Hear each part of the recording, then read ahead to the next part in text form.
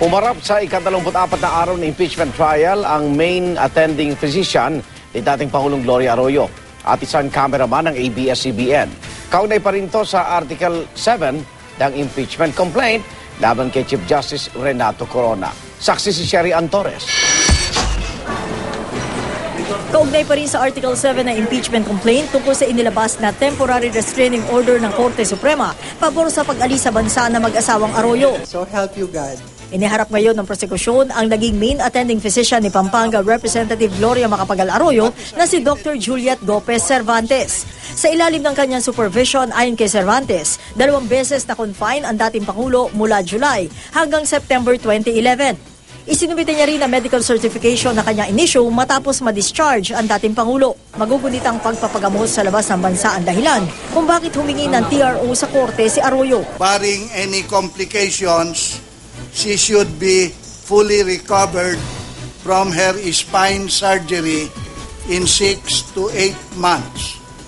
Her metabolic bone disease needs lifetime maintenance treatment.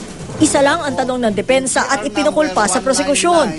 Your Honor, please, I just would like to elicit an admission from my colleague in the prosecution as to whether he admits that these matters taken up today are involved in the Supreme Court case of restraining in connection with the restraining order. If they are, I have no cross. The medical certificate, yes, it is there, Your Honor, in the Supreme Court. Hindi na isinailalim pa ng depensa sa cross-examination si Dr. Cervantes. You swear to tell the truth. Sumanang din sa witness stand ang news cameraman na ABS-CBN na si Edmond Liosala. This video is being presented to show that the TRO on November 15, and this was taken, Your Honor, at around 1 to 2 p.m., the TRO was stated as being suspensive, meaning, Your Honor, that according to this press conference, Your Honor, Midas Marquez will state that GMA has to fulfill 3 conditions first before she can leave. Si Liosala ang kumuha ng 3 video recording na ipinalabas sa Senado kanina. Una, ang press conference ni SC spokesman Attorney Midas Marquez pasado 1:00 ng hapon noong November 15, 2011.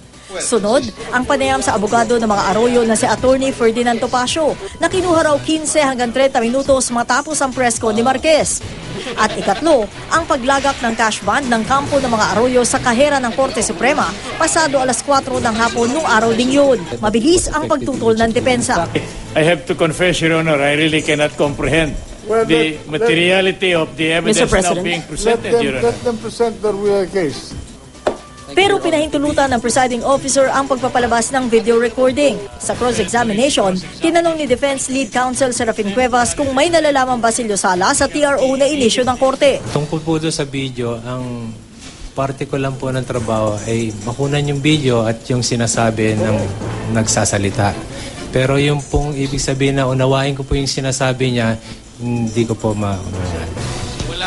Wala kayong kanalaman doon sa katotohanan o sinabi niya o hindi. Yung ganoon ho ba ibig niyo sabihin? Opo. Ang ganitong pagtatanong ng depensa, tinutulan ng prosekusyon. This question has been repeatedly asked and the witness has repeatedly answered na hindi niya naiintindihan. That's a different portion. Sinegundahan nito ni Senator Judge Jinggoy Estrada.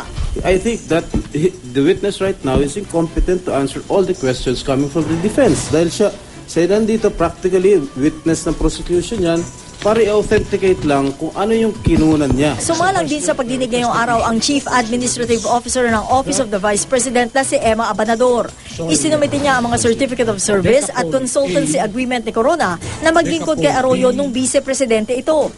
Bago ito, nasermona ng prosekusyon dahil sa pag-iit na ipatupad ng Senado ang sabina sa ilang maestrado at kawani ng Korte Suprema kaugnay sa Article 7. Ito'y sa kabila ng kautusan ng Korte nitong February 14 na kailangan ng clearance ang sinumang opisyal o empleyado ng Korte bago humarap sa impeachment proceedings. The powers of the impeachment court is an express constitutional provision. We should not be trumped by an implied powers in the Constitution na hindi naman natin alam po.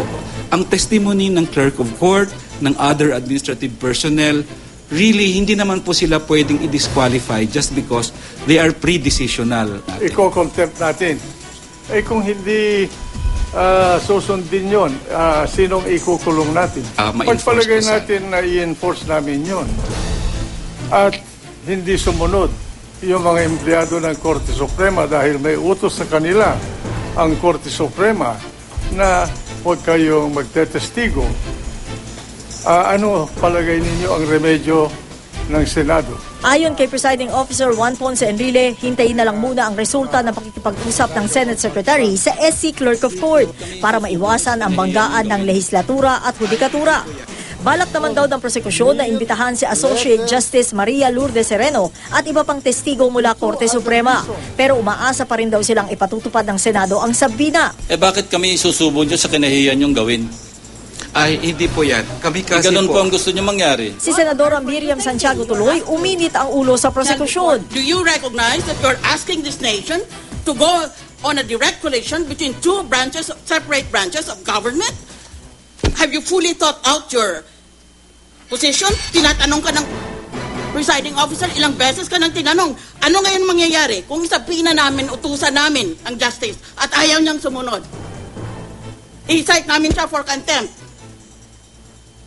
Ano ngayon mangyayari? Magpapakulong ba siya sukat? Kung i-cite din niya kami for contempt, o ano ngayon ang sagot mo? Pag-isipan muna natin ito because we're talking about the entire nation. This is not a question of pataasan ng ihi. Umaga raw ng Martes, makikipag-ugnayan na ang prosekusyon sa tanggapan ni Supreme Court Associate Justice Maria Lourdes Sereno para pakiusapan nito na magbigay testimonya na sa impeachment court. Si Senador Antonio Trillanes IV, binawi na ang mosyón na padalhan ng written interrogatory si Justice Sereno para bigyan daan ng prosekusyon na imbitahan siya humarap sa impeachment court. Ako si Sharian Torres. Ang